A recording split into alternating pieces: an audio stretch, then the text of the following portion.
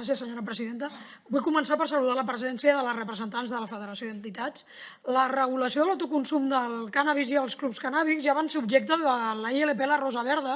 aprovada pel Parlament de Catalunya el juny del 2017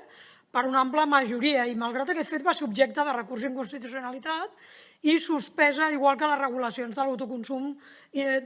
impulsades per Navarra i el País Basc. La inaplicació de la normativa inicialment aprovada durant un perllongat període de temps, així com les dificultats amb què s'han anat trobant aquells ajuntaments que havien optat per normar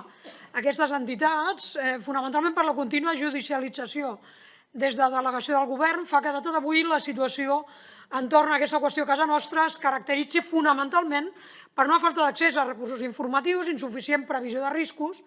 associats tant a l'aptitud del producte pel seu consum com al seu caràcter il·legal, estigmatització i conductes considerades com a delictives associades a aquesta condició. Catalunya sempre ha estat pionera en la regulació d'aquesta realitat social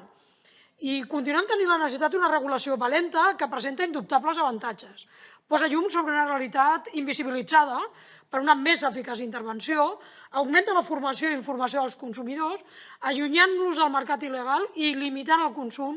a recintes exclusivament per membres, reduint, per tant, els riscos per la salut pública i contribuint a eliminar l'estigmatització i un enfoc de vegades exclusivament punitivista.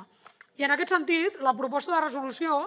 considera interessant, entre d'altres, incloure el model de les associacions regides fonamentalment per principis de salut pública